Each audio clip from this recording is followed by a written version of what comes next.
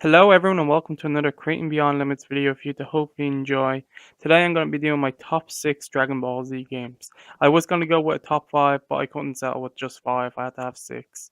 So it's an extra game added to the list, I hope you like it. So without further delay, let's start off with number 6. Coming in at number 6 is Dragon Ball Z Burst Limit.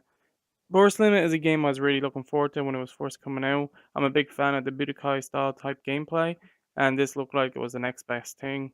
Little did I know that while the gameplay was really good, it was lacking in content. There's not that many characters in the game, and the story never goes past the cell arc, so no boost stuff is included.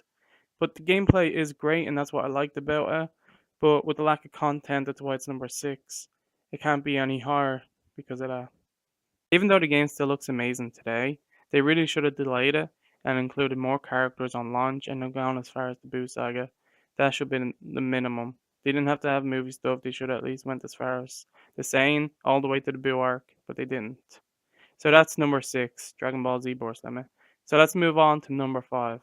Coming in at 5th place, might be higher up on a lot of other people's lists, but for me it's coming in at number 5, and that is Dragon Ball Xenoverse. And you're probably saying, how can Dragon Ball Xenoverse only come in at 5th place?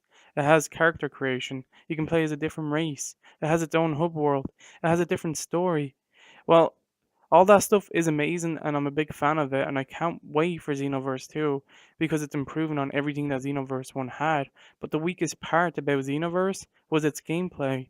It was just all over the place and they really needed to improve it. You can't what all the other things that it had was amazing, but the gameplay was just so bad and so all over the place and laggy that it just needs to be improved on, and that's what Xenoverse 2 is looking like to do. And that game has the potential to be number one even if they improve the gameplay that much. So coming in at number 5th is Dragon Ball Xenoverse. Let me know where that game lands on your list. Actually, in the end, put a comment all your top 6 Dragon Ball games. I'm really interested to know. But let's move on. Coming in at number 4 is Dragon Ball Z Budokai 3. While this is the last numbered game in the Budokai series, it also offers the best gameplay and a very good story mode.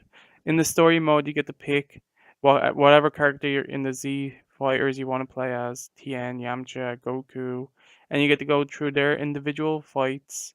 Whatever fight they had in the series, you get to do while also free roaming around on the map. You don't get to walk around, but you can free roam, flying, and pick up Dragon Balls items. You can level your character up. It had lots of difficulty modes in the game. And the tournament mode in the game, I have to say, was amazing. It's the best game to have that did tournament mode. You were able to stop yourself from getting knocked out. It was really good, and I hope other Dragon Ball games had that, but they didn't. Beam fights were also great in this game. If you never played Budokai 3, I highly recommend fixing that as fast as you can. If you have a PS3 or 360, they did do a HD collection with the first and third game. I recommend picking that up and giving it a shot. Down to my top 3 Dragon Ball Z games. As you can see, coming in at 3rd place is Dragon Ball Z Tekkaichi 3. And all I can say is this game is amazing. It has a huge roster, so many characters you can play as, and one of the only games where you can do joint ape transformations, and that's amazing. Also, certain maps have different times of day that you can play on. Also, there's multiple of the same character because you can play as Goku early, Goku mid, and Goku end. As example, Goku end would have transformations all the way up to Super Saiyan 3, where Goku early will probably only have Kaioken. So this is a game that I highly recommend playing. It is the best of the Tekkaichi games by far. Tekkaichi 1 was a bit of a letdown. It wasn't that great. Tekkaichi 2 improved a lot, and then 3 just mastered what they were doing.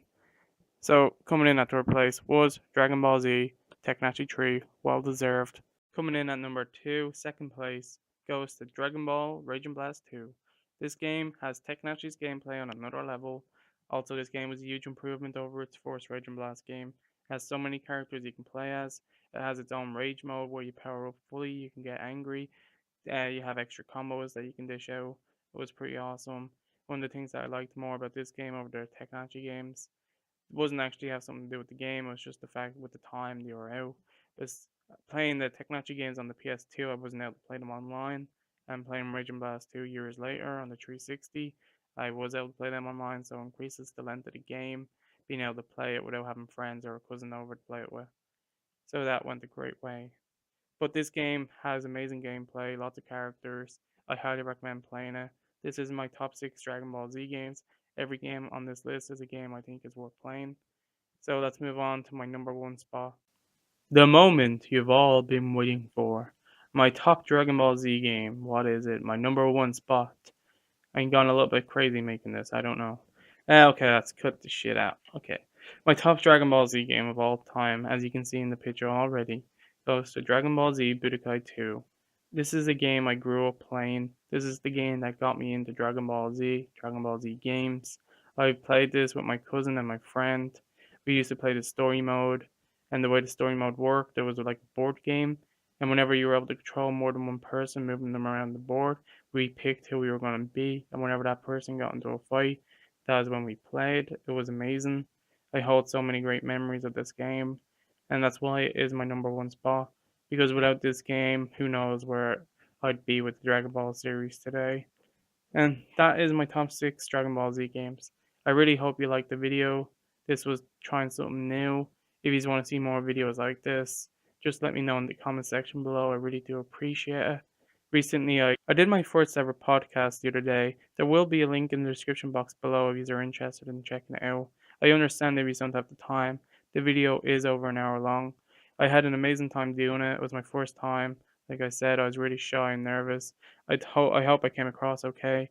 I got to talk to so many amazing people for the first time, and Mel Osnap, our YouTube account, she did an amazing job hosting, and I hope to do stuff like this again in the future. And I hope you liked this video. If you did, give it a thumbs up. If you didn't, give it a thumbs down. Best of all, just let me know what you think in the comment section below, and if you have any feedback from me on the channel.